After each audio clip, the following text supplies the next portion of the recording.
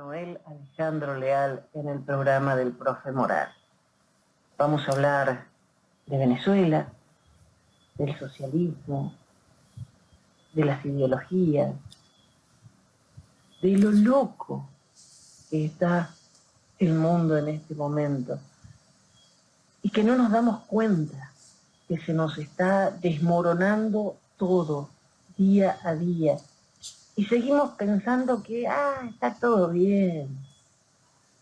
No, el malo es fulano y seguimos en la misma y no despertamos. Por eso es tan importante escuchar el mensaje de Noel Alejandro Leal. Muy buenas madrugadas, amigos. Buenas madrugadas, Jenny, profe, y a todos los que nos acompañan hoy. Gracias por esta nueva oportunidad. Noel, el mundo está cada vez más loco. En Ecuador asesinan a un candidato presidencial, a Fernando Villavicencio. Y es horrible lo que está pasando. Es horrible lo que está pasando. Y más allá del hecho propio, de lo horrible del asesinato, hay otra cosa que nos tiene que preocupar mucho, ¿no? No sé cómo lo ha vivido la prensa internacional. En realidad quise estudiar lo que decían los degeneradores de opinión de mi país. Los degeneradores de opinión de mi país marcan a Fernando Villavicencio como el candidato de la derecha, frente a, por supuesto, la izquierda carnívora que representa el correísmo, que representa los seguidores de Correa y lo que Correa disponga. Es decir, la estructura del Foro de Sao Paulo base. Lo cierto es que Fernando Villavicencio fue fundador del Pachacutic, un movimiento técnicamente de izquierda radical, y siempre militó dentro de la izquierda. Él era un hombre que venía de la izquierda, y hasta el Pachacutic, que cambia de nombre, formó parte de la estructura de la primera etapa de gobierno de Correa. Después ese mismo partido abandona Correa, pero muchos permanecen en cargos, y ese mismo partido después forma parte del gobierno de Lenin, que había sido ministro de Correa. Lenin es el que se encarga de generar a Correa como oposición. Entonces, Correa se vuelve la oposición de Lenin. Queda un país que se le acerca al exministro de Correa, más o menos lo que está viviendo Bolivia, ¿no? Y después viene el gobierno de Lasso. En el gobierno de Lasso, el mismo partido, por supuesto, se incorpora también en funciones cercanas al gobierno de Lasso, funciones en las cuales directamente Villavicencio no participa, porque Villavicencio, más que un político, era una cosa que en Venezuela decimos denunciante de oficio. Es un periodista que toma espacios dentro del legislativo, y desde el legislativo es bueno en lo suyo. La denuncia constante de la cantidad de problemas que vive un país. En el caso ecuatoriano, por supuesto, los problemas son muy similares en Latinoamérica. Uno de los problemas principales es el narcotráfico, toda la estructura del Foro de Sao Paulo. Es decir, narcotráfico y crimen y socialismo siempre van de la mano. Entonces, más o menos es la misma fotografía. El caso particular de Villavicencio era eso. Él era lo que conocemos en Venezuela como un denunciante de oficio, y buscó el espacio después de estar en el Congreso, buscó la presidencia. Es importante recalcar que las últimas encuestas colocaban a Villavicencio en un cuarto lugar. Es decir, pensar que electoralmente era un problema, yo creo que eso es muy importante decirlo de manera clara. Electoralmente no era un problema. Su voz como candidato presidencial y la capacidad para imponer una serie de denuncias sí era un problema. Denuncias sobre todo que vienen en contra de Correa y todo lo que fue el gobierno de Correa, pero también era bastante más amplio en sus denuncias. No solo era eso, era mucho del narcotráfico, era mucho también hasta de lo que tiene que ver con los procesos de telecomunicaciones en Ecuador. El gobierno de Lasso. Cuando el gobierno de Lasso, nosotros explicábamos que el gobierno de Lasso no solo iba a ser menos que un gobierno de pausa, como hemos calificado lo que fue el gobierno de Macri, el segundo gobierno de Piñera, que era un gobierno de pausa para que el proceso revolucionario pudiera avanzar. Explicamos que el gobierno de Lasso iba a ser un gobierno desechable.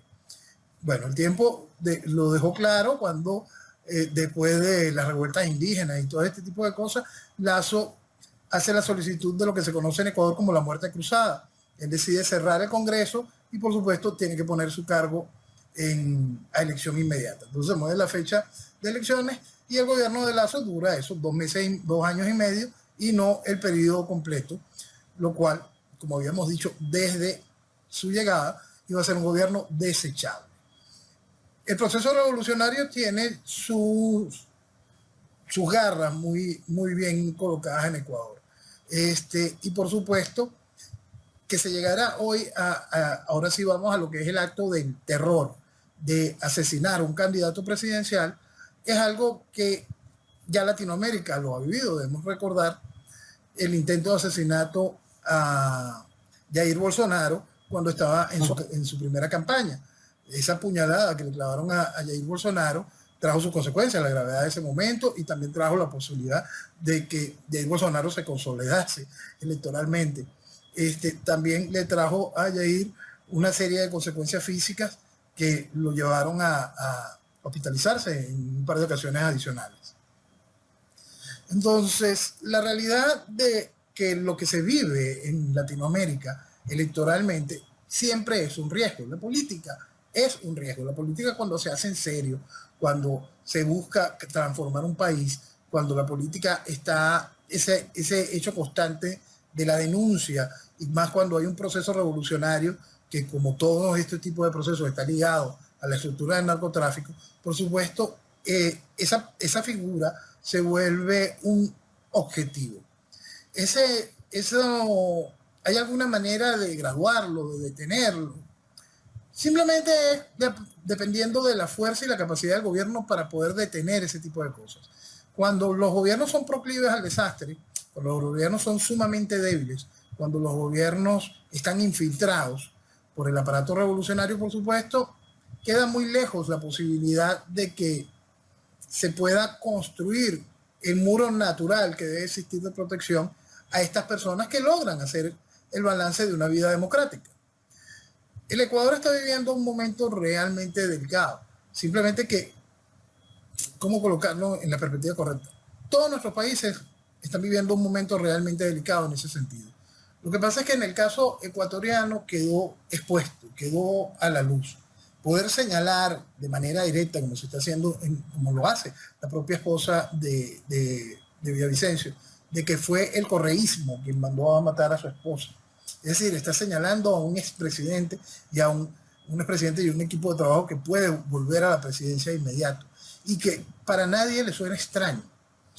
Que sea un candidato presidencial asesinado y que ninguno de los presidentes afiliados al Foro de Sao Paulo, ninguno de los presidentes de toda esta caterva socialista mande ni siquiera un mensaje de respaldo al pueblo ecuatoriano, de seguridad, de calma. Eso muestra mucho la importancia de entender el fenómeno ideológico, cómo la izquierda se come a sus hijos. Eso marca mucho también la realidad del desconocimiento de lo que se está viviendo. Lo que se está viviendo globalmente y en el punto específico de Latinoamérica es un hecho criminal, es socialismo. Cuando lo ponemos de manera clara, simplemente tenemos que terminar de comprender que socialismo y crimen siempre van de la mano. No, él también implicó la esposa de Villavicencio a Pilar Córdoba. Sí. Por eso, al meter a Piedad de Córdoba, él puede salpicar. Hay que recordar que Villavicencio, entre sus múltiples denuncias, también denunciaba el triángulo donde participaba SAP, SAP y lo cercano que es SAP a Piedad de Córdoba. Piedad de Córdoba también lo amenazó de muerte, igual que todo, porque tenía una gran colección de gente que lo había amenazado de muerte. Y es ver toda esa estructura transnacional del crimen, que es el Foro de Sao Paulo. Todos socialistas. Entonces, esto es muy interesante siempre ponerlo de manera clara. Villavicencio era un hombre de izquierda. Piedad de Córdoba es una mujer de izquierda. Alessandra era un operador para las cochinadas de la izquierda. Correa era el nombre de la Revolución Ciudadana, ficha del Foro de Sao Paulo. El Foro de Sao Paulo tiene el control de Venezuela, Brasil, Colombia, ejerce poder en Argentina, ejerce poder en Chile, tiene el trastorno que se está viviendo en Perú, el desastre que se está viviendo en Bolivia. Si no aprendemos a identificar esa línea, si no aprendemos a identificar el socialismo y el carácter carnívoro de la izquierda representada en el Foro de Sao Paulo y cómo la izquierda vegetariana es la que hace posible que esto esté sucediendo, no vamos a avanzar como países. Por eso es bien importante comprender esto. Estamos hablando de que es la izquierda carnívora matando a sus hijos de la izquierda vegetariana. Tenemos que ver mucho lo que está sucediendo en Bolivia, donde hoy Evo es la oposición de su exministro Arce, que es el presidente. Tenemos que ver mucho de todo el fenómeno de lo que ha vivido Venezuela, donde todos estos partidos de la izquierda vegetariana han hecho posible que la izquierda carnívora del chavismo tenga el control. Llevemos un cuarto de siglo de tiranía imponiéndose de manera democrática voto a voto y estamos a punto de volver a vivir la continuidad y la consolidación de ese escenario. Entonces, por eso es que siempre es tan importante entender el fenómeno ideológico, entender ese problema de esa guerra intentina entre la izquierda carnívora y la izquierda vegetariana, entender cómo ambas siempre logran acuerdos y salen de lo que los estorba para poder consolidar su mismo negocio. Es una realidad que solo se entiende cuando se comprende el problema ideológico y lo que significa, cómo ha penetrado, cómo ha envilecido una sociedad, cómo ha corrompido a su dirigencia y cómo simplemente le mata la lógica a sus poblaciones. Ahora hay gente que se prende de todo, ¿no? Hay un señor que es candidato opositor y ahora denuncia haber sufrido 6 agresiones por parte de los chavistas desde mayo, don Enrique Capriles. Sí. Claro, ahorita...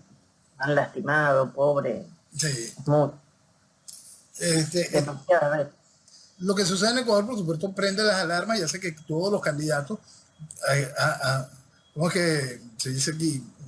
Pongan sus sardinas cerca de las brasas, es decir, acercar las cosas al calor y llevar eso y empezar a homologarse en el problema, ¿no? Capriles es la víctima perfecta y entonces él sabe manipular ese encuentro.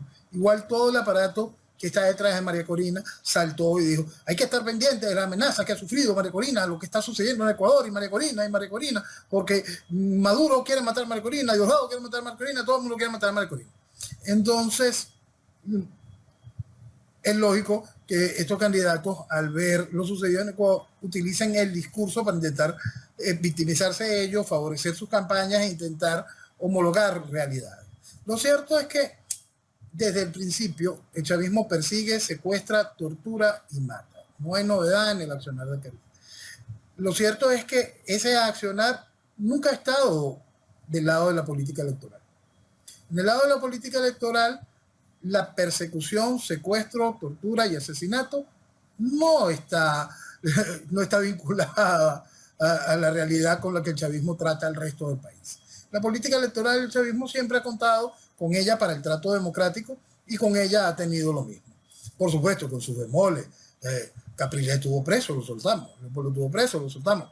Y cada uno este tipo de cosas que hace que la tiranía se mantenga dentro del marco de la fachada democrática, ¿no? El gobierno, si tiene algún problema, el chavismo tiene algún problema, ¿es capaz de matar? Sí, ya lo ha hecho. El chavismo en algún momento tendría miedo al sistema electoral, de lo que pudiese tener temor a un hecho electoral. No.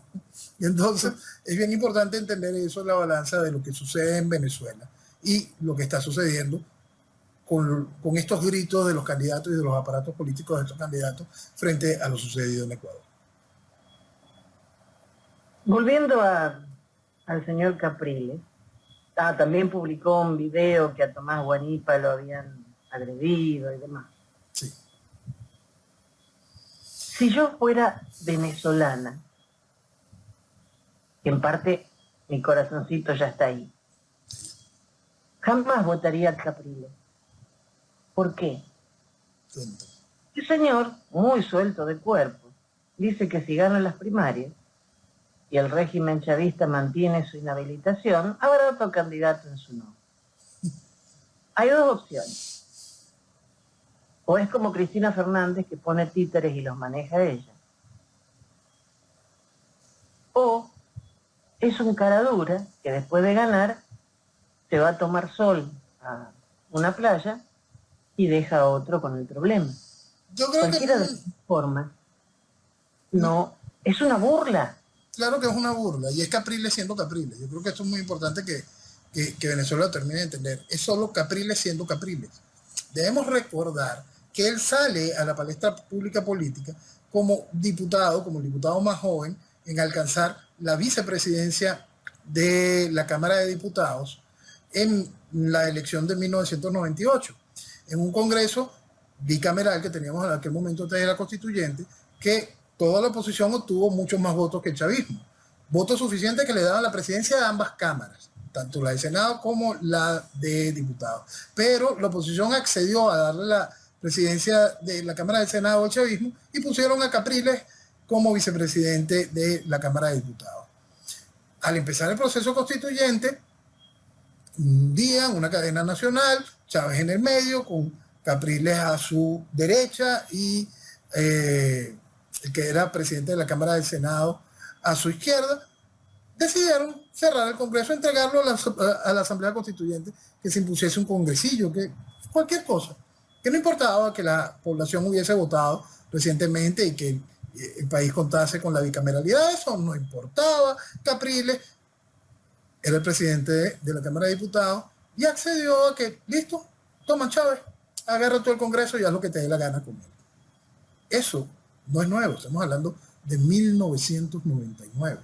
Es decir, lo que está diciendo Capriles ahí es simplemente, es él, es una fotografía y un retrato del mismo bagazo de persona que es.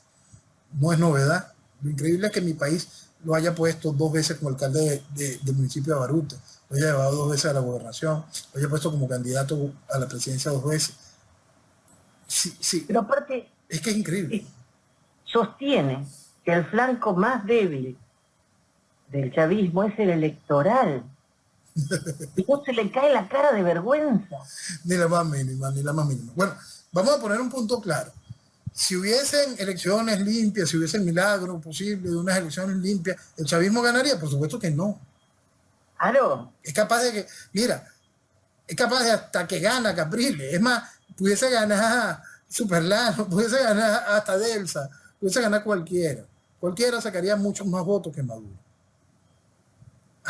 ¿Es posible elecciones limpias en Venezuela? No. Entonces, discutir lo electoral es simplemente abusar de la población. Es abusar de la buena voluntad y de la fe del venezolano que quiere recuperar a su país sin enfrentar la verdad. Entonces abusan de esa buena voluntad de una población que no quiere asumir su realidad. Por supuesto que electoralmente el chavismo está muerto, y no de ahorita, hace muchísimos años. Pero ¿eso importa frente a la realidad? No. Yo, de verdad, cuando uno se pone a leer estas cosas, da mucha curiosidad pensar por qué el venezolano no se levanta. Porque lo quebraron. El chavismo y la oposición lograron quebrar al venezolano. Primero le quebraron la lógica y lo han quebrado moralmente. Fíjate, aquí hubo un proceso increíble de desgaste con marchas y marchas. Ha habido un proceso increíble de desgaste con la mentira electoral. Han mentido de manera constante con los cuentos de las mesas de diálogo. Es decir, fuiste secando al venezolano, fuiste secándolo en todos los sentidos. Los héroes de la oposición. Yo recuerdo al comunista Teodoro diciendo que el exilio no existe, el exilio no tiene opinión. Claro. Y Teodoro era adorado por los degeneradores de opinión de mi país. Un país que ya en aquel tiempo la diáspora era increíble, imagínate lo que es hoy en día. Y entonces intentar hacer que esa diáspora, ese cuerpo gigantesco de bastante más de 8 millones de venezolanos, bastante más de 5 millones de votantes, tenga manera de expresarse electoralmente. Hay que ser un poquito serio frente a esa realidad para terminar de quitarse cualquier idea de recuperación electoral de Venezuela. Hay que tener un mínimo de seriedad, y lastimosamente esa seriedad no está de parte de la dirigencia política del país en ningún sentido. ¿Cómo logró la dirigencia política, académica, comunicacional del país, es decir, toda la dirigencia nacional, quebrar la voluntad del venezolano? Son 25 años de proceso revolucionario en un marco que viene de destrucción del individuo, de la sociedad venezolana, desde la salida del general Marcos Pérez Jiménez. Todo el periodo pseudo-democrático fue minando al venezolano, minando, con sus luces, con sus espacios, la lucha contra la guerrilla, el intento del gran viraje del inicio de los 90, pero en realidad se estaba destruyendo toda la esencia. Y el chavismo hizo todo para acabarla, pues, y todo lo hizo gracias a esa oposición que desgastó a la sociedad en todo sentido, que la hizo creer que el compadre de Chávez era, quien fue el primer candidato contra Chávez, era un líder opositor. Esa oposición que pone a un nombre como Rosales, que hoy todavía Rosales tenga algún tipo de presencia política y que todavía pueda jugar a que puede o no ser candidato. Eso le ha hecho muchísimo daño a este país. Y cosas tan ridículas como la caricatura que era el guiado. Eso hace muchísimo daño a la sociedad. Entonces, como no ha habido un liderazgo político serio, ni siquiera en la actualidad, que venga y le hable al mundo con la verdad de lo que sucede en Venezuela, porque todos están manchados, todos están empantanados en la misma porquería. Ninguno de ellos puede decir hoy, mira, lo que hizo Guaidó está mal y no se debió haber apoyado, y no solo violaba la Constitución, el librito ridículo sino que todo lo adicional con los manejos de los activos en el exterior, más todo lo que ha hecho para legitimar la deuda de Citgo, más todo lo que hizo para darle cuerpo a las discusiones de chavismo, más lo que sucedió el 30 de abril.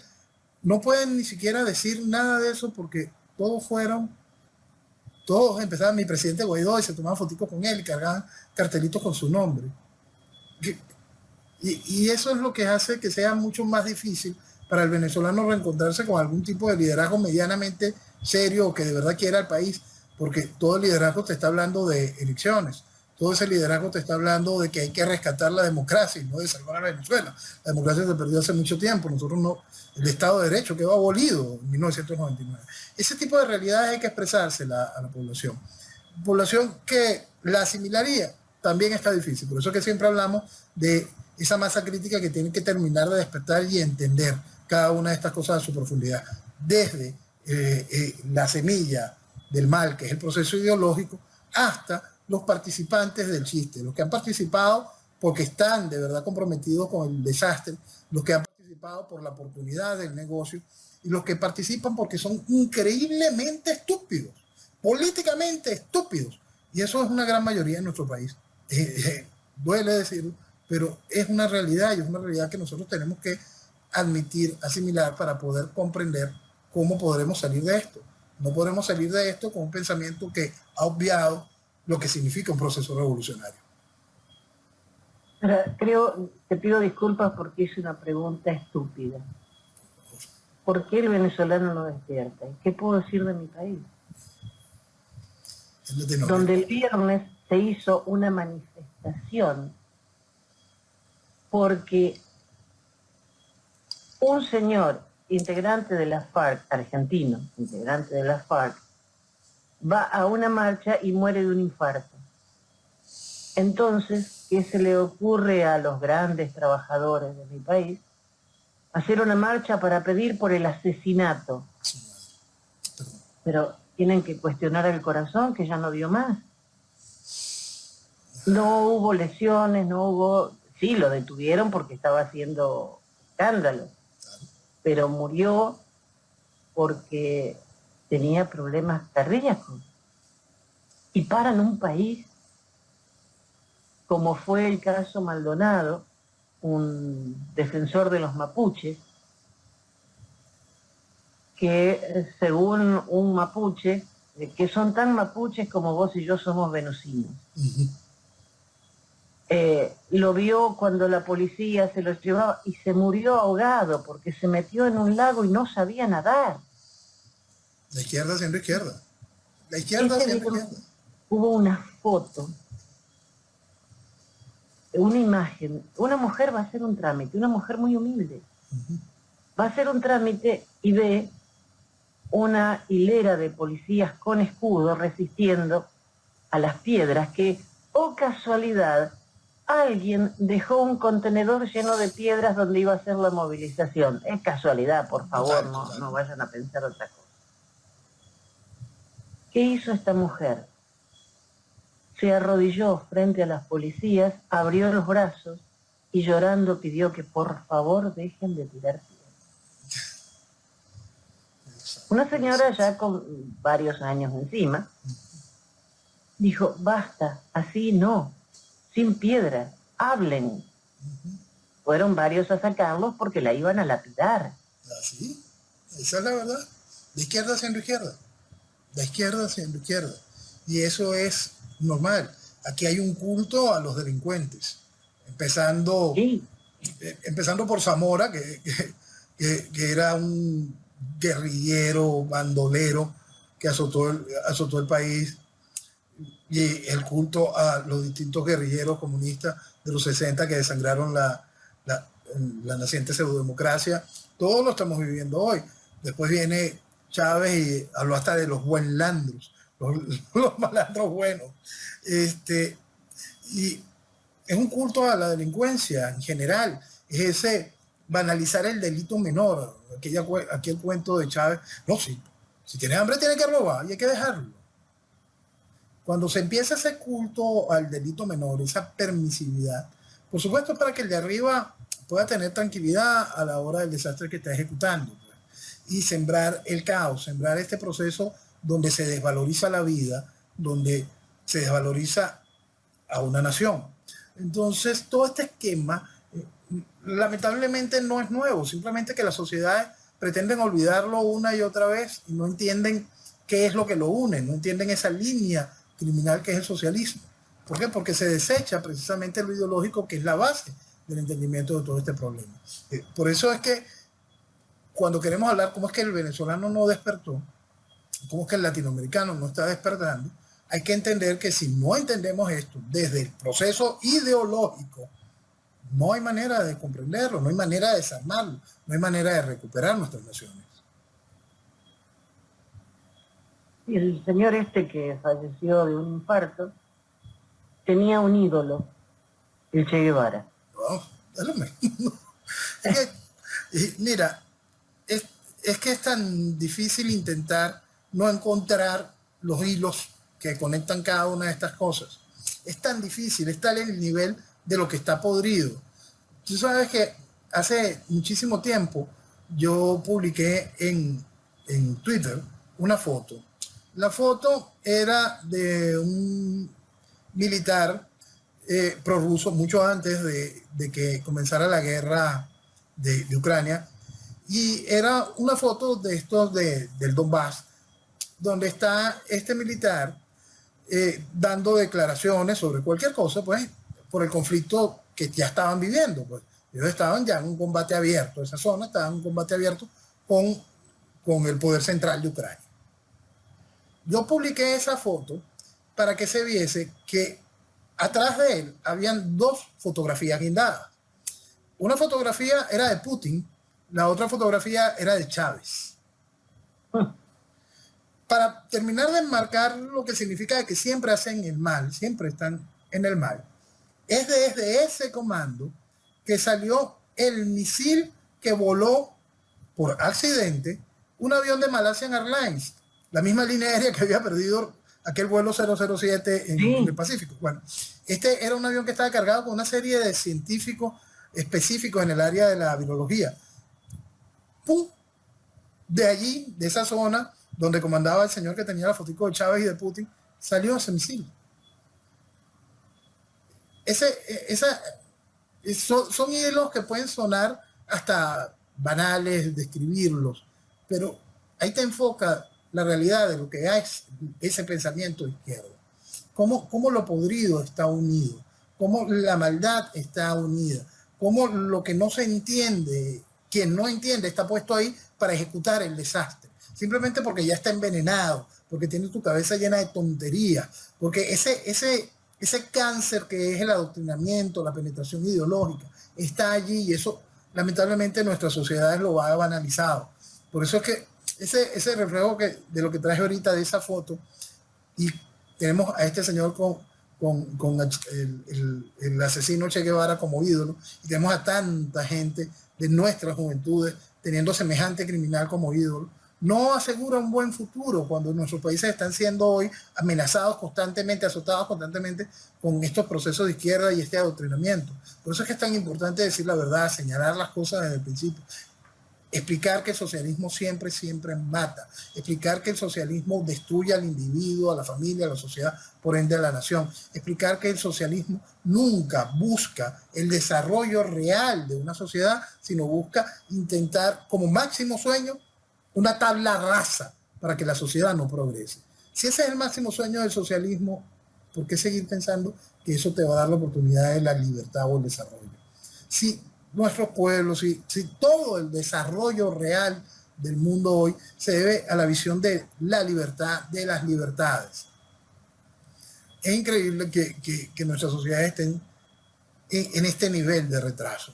Esta semana veía una invitación de la Universidad de Miami, una invitación a una charla para el desarrollo del pensamiento marxista debido a la crisis en que se encuentran los Estados Unidos, porque según ellos la solución es esa, el desarrollo del marxismo. ¿Cómo es posible que se esté hablando en estos términos hoy, en la actualidad? ¿Cómo es posible que la huella de los 100 millones de muertos que ha dejado eso no se refuerce, no se explique a diario para que la sociedad despierte del peligro que significa el socialismo? Pero aquí estamos a 90 millas de Cuba. Ese estrecho de la Florida está tapizado de cadáveres que intentaron lograr la libertad y nunca se va a saber qué cantidad de cubanos murieron en el cruce del estrecho. Y me vieron hablar a mí de izquierda. Exacto. Igual que cuando la historia de Venezuela pueda contarse, jamás sabremos cuántos venezolanos fueron víctimas directas del chavismo. Porque el genocidio que ha generado el chavismo es una cosa que los números se pierden. La cantidad de vidas que se han perdido en ese trayecto del Darién, la cantidad de venezolanos que han muerto de mengua y de hambre. Y eso, la cantidad de venezolanos que han roto con Venezuela, porque perdieron su esperanza de volver a su hogar, a su casa. Perdieron país y han roto su identidad con Venezuela. Eso es socialismo. Siempre es lo mismo. Entonces, ¿cómo es posible que nuestras sociedades sean tan inmaduras, tan infantiles, tan ciegas, como para no entender lo que es un proceso ideológico y el daño que va generando?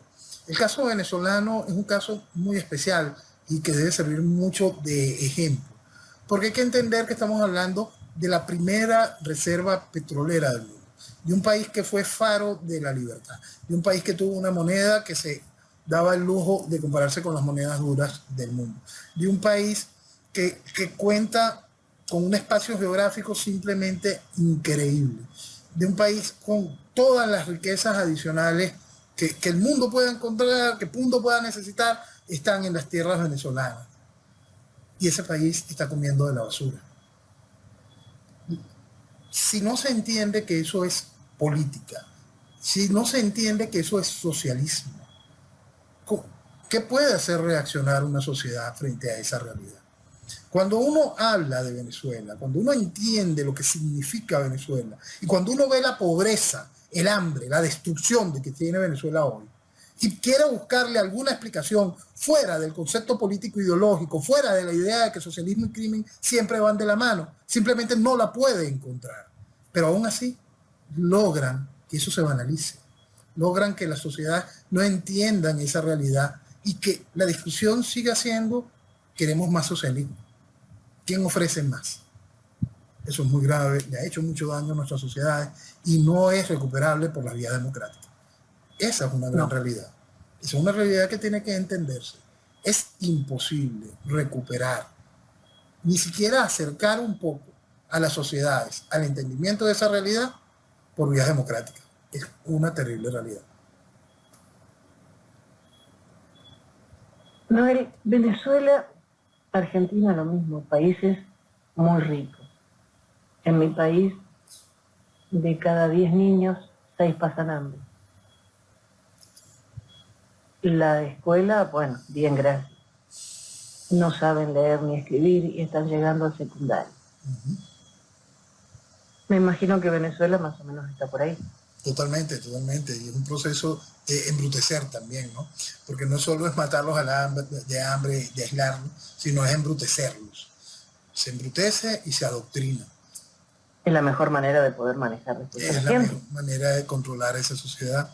Y eso es muy importante dejarlo claro. Se embrutece y se adoctrina. Para que se entienda en el mañana con eso, con esa masa deformada, adoctrinada y embrutecida, va a ser el caldo que también tienes que reformar, que tienes que cambiar, porque esa masa cree la mentira del socialismo.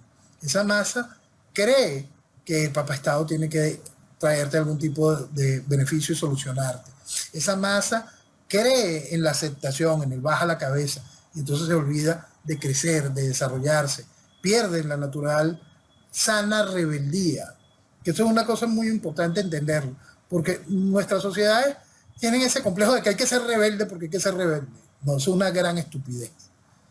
La sana rebeldía es la que busca el desarrollo cuando algo te está oprimiendo, te está pisando. La sana rebeldía es la que puso en marcha el proceso de la independencia de los Estados Unidos frente al carácter de la imposición de Inglaterra. Esa sana rebeldía fue la que vio la oportunidad para las independencias latinoamericanas cuando Napoleón tenía la pata puesta sobre España. Entonces, si nosotros no entendemos lo que es una sana rebeldía y logramos comprender que esa es la que nos puede guiar hacia el desarrollo y ya conseguida ese espacio de la libertad política, establecer el orden para la construcción de las libertades con responsabilidad para el desarrollo de la sociedad, eso está muy lejos, lamentablemente, eso está muy lejos de que se pueda hacer por las vías democráticas. Es una triste realidad y es una realidad difícil de decir, pero es una realidad que se tiene que repetir para poder comprender el daño profundo en el que están sumergidas nuestras sociedades. En el caso venezolano, que es el que me preocupa, a mí me duele todo lo que estamos viviendo en general en Latinoamérica, pero me duele mucho mi país, porque mi país, frente a este proceso de destrucción, sigue mintiéndose y no, eso tiene que detenerse, porque justo lo que se está mintiendo de mi país es esa casta profesional y técnica, es decir, lo mejor de mi país para el desarrollo del mañana es lo que más se miente políticamente, son los que más se niegan a aceptar la realidad, porque el pueblo llano de mi país está totalmente desprendido de lo que está sucediendo en la política. Simplemente no tiene interés alguno entre primarias, elecciones, cualquiera de esas tonterías le suenan absurdas. Hay una increíble desconexión. Pero ¿qué pasa con esa masa pensante? ¿Por qué esa masa pensante está tan agarrada a la mentira? Porque esa masa pensante no está entendiendo que el país está desligado de la realidad política.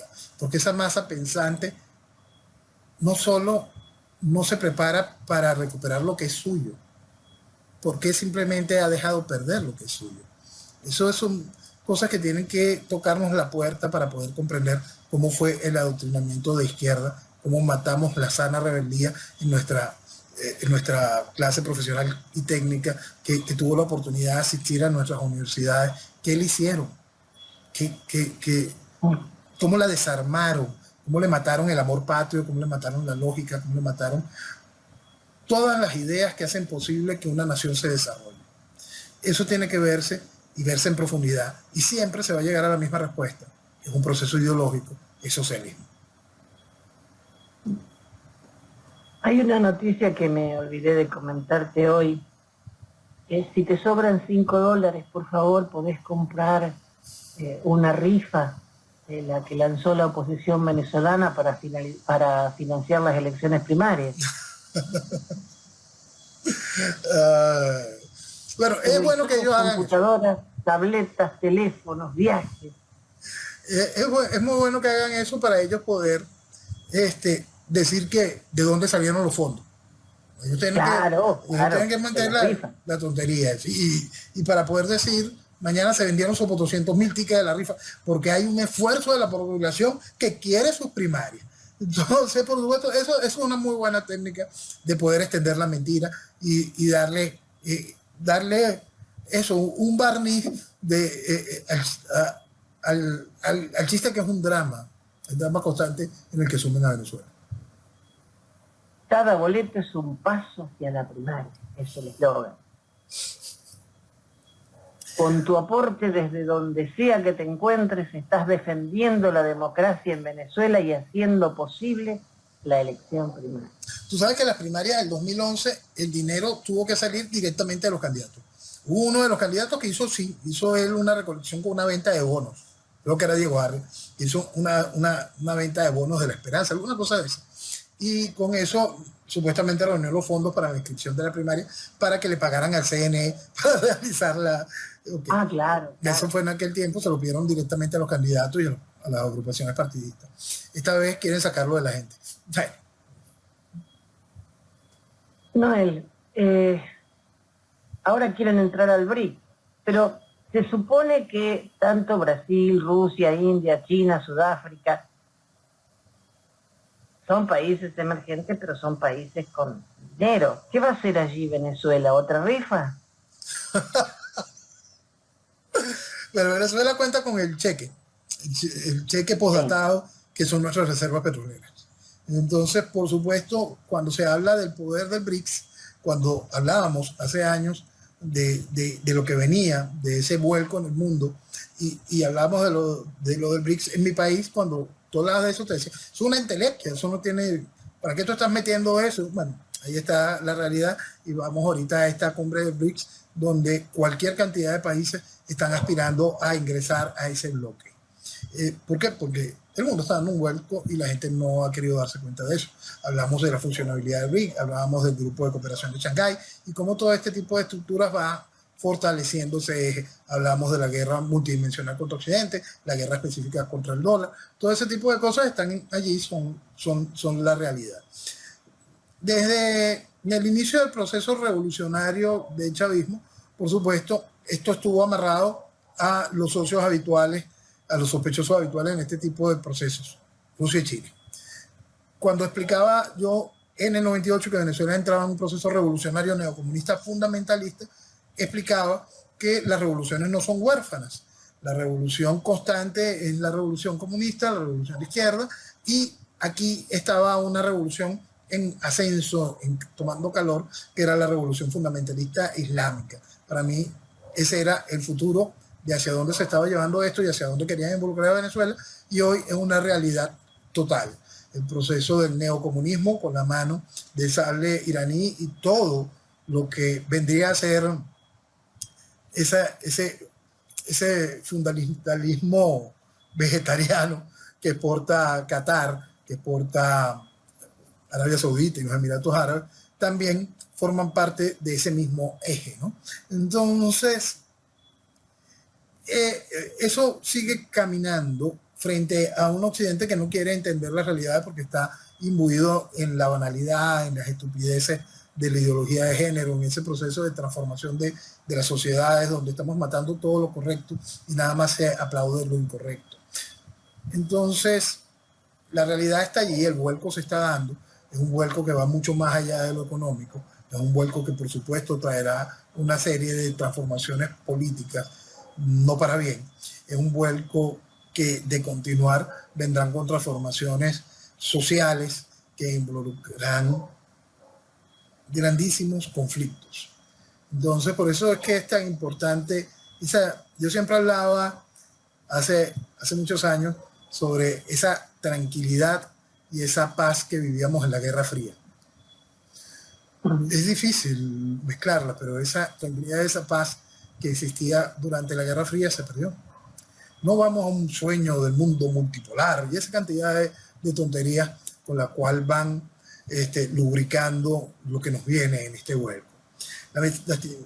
La realidad es que tenemos un occidente realmente golpeado, tenemos un Estados Unidos que es lo que debería ser como país escudo y espada en defensa de las libertades como las hemos concebido, ese way of life que nos trajo esa oportunidad de desarrollo, se enfrenta a esta forma de gobernar que nos trae hoy el proceso revolucionario. Y cuando hablamos de gobernar es ese, gobernar disminuyendo, gobernar aplastando, gobernar como lo hace la revolución. Entonces, este desarrollo de los BRICS, este asunto donde países quebrados como Venezuela pretende participar, o ese mismo hecho cuando un Fernández en Argentina le ofrece Argentina a Rusia, y cuando vemos la economía argentina actual, y ya es Rusia y China los que ven con buenos ojos la entrada de este tipo de países, es porque pasamos el proceso económico a entenderlo como el proceso político. Ese vuelco funciona, está trabajando muy bien. Entonces hay que entender que este tipo de jugadas hoy en la ampliación del BRIC son hechos políticos, no de las potencias emergentes económicas, son hechos puramente políticos. El hecho, ya Sudáfrica, era un hecho puramente político. Entonces, ya sabemos que ese juego existe. Lo único que desentona un poquito en ese juego de la ampliación de los BRICS y todo este esquema son las posiciones que tendrá India. India tiene que convencerla de que el juego político es necesario cuando la India nada más quiere jugar hoy en el juego económico. Eso es así. Y hablando de economía, aconsejan a Estados Unidos autorizar transferencias directas a la ONU para Venezuela. Sí. Eso viene por parte, esto vuelve a tomar cuerpo por lo que sucedió en Portugal. Portugal decide liberar dineros venezolanos que estaban congelados allá y deciden, listo, pues ya vamos a terminar de reconocer al chavismo, vamos a reconocerlo de nuevo como gobierno y vamos a darle su dinero. Vamos a darle el dinero que pertenece a Venezuela. Hay una discusión vieja que nace en México, en esta mesa de diálogo propuesta por Noruega en México, donde había ya una suma de dinero, estábamos hablando de 3.500 millones de dólares, si mal no recuerdo, para ese momento. Entonces, ¿qué es lo que le están... distintos acuerdos a los que había entrado esta cosa que llaman la plataforma unitaria y el chavismo? Cuando digo esta cosa es porque ¿a quién representan? ¿Quiénes son ellos para representar algo? Si ellos son los representantes de lo que fue el interinato, ¿por qué Gerardo Bley sigue siendo representante de algo que no tiene conexión con el interinato? Si el nuevo interinato está en manos de Dinora Figuera, yo no he visto una juramentación de Dinora con respecto a Gerardo Bley como alto emisario. Algo tendrían que inventar para que pudiese haber algo que diga hoy, con la voz de quién y bajo la representación de qué, a los Estados Unidos, mira, este dinero que es de Venezuela, como queremos lubricar las cosas con el chavismo, vamos a que entre de una vez en circulación, pero que lo haga dándoselo a las Naciones Unidas, para que las Naciones Unidas supuestamente lo entregue a través de las comisiones de refugiados o lo gaste en pendejadas de la UNASCO, pero en fin, que ese dinero entre para que pueda haber oportunidad de negocios y distintos visos, porque todo el mundo quiere su tajada. Eso es todo, la gracia. Ahora, los 1.350 millones de euros que desbloqueó Portugal van a seguir ahí. Lo que pasa es que también, ese decir van a seguir allí, ahorita viene en la etapa de cómo triangularlos. ¿El gobierno puede acceder de manera directa a esto? No, porque el banco está bloqueado. El gobierno puede, teniendo conciencia de que ese dinero está allí, utilizarlo, meter algún tipo de recursos para que ese dinero sea pago de deuda para poder liberar ciertos créditos. para allí ir al juego. Entonces, la triangulación entra ahora en juego. Esa triangulación, por supuesto, es nociva a los intereses venezolanos porque ese dinero empieza a valer menos por la cantidad de comisiones oscuras que se pierden en ese tipo de operaciones. Bueno, la señora Figuera opinó que esos millones de euros se asignan al fondo acordado en noviembre en México. Eso. Y escucha esto, se comprometió a gestionar ese propósito ante el gobierno de Estados Unidos. Eso, lo que están buscando es eso, que todo ese gran pote entre de los Estados Unidos directo hacia la ONU y que la ONU empiece ese cheque y a repartir y cada uno quedarse con su tajada. Es algo realmente asqueroso, simplemente asqueroso. Pero, bueno, si yo le doy los fondos, los 3.200, 3.500 millones a la ONU para que los maneje, puedo estar muy tranquila, aunque dicen que ahí va a estar la OFAC, la Oficina para Control de Activos Extranjeros, que eso va a dar seguridad. Proponen que la OFAC ayude a las instituciones financieras donde estén congelados los fondos a reducir el riesgo de esas transferencias, emitiendo licencias detalladas y cartas de seguridad para garantizar que no se violen las sanciones económicas. Bueno, todo eso es tontería. Todo eso es tontería en todo sentido. Todo eso es tontería en todos los sentidos. Lo que importa de todo esto y lo básico a resaltar es que el chavismo seguirá en el poder. Fíjate que este tipo de cosas y este tipo de planeaciones también son a años. Vamos a activar una comisión que tiene que conformarse con una serie de acuerdos para poder ir bajando los fondos. Es ya entendiendo de manera clara de que el chavismo permanece allí. No quiero darte todo tu dinero, te lo voy a dar goteando y tengo que seguir alimentando la idea de que es posible el juego democrático en Venezuela. Cuando hablamos de esos relojes que corren frente a la realidad de nuestros países, está ese reloj que es el que mantiene al chavismo en vilo, en ese jueguito. Tú todavía no estés totalmente legítimo. Yo te voy a dar la legitimidad si juegas a lo electoral. El chavismo le dice, ok, yo juego la electoral si me das hoy de una vez mi dinero y me devuelves a Saab y cualquier otra cosa que te pida.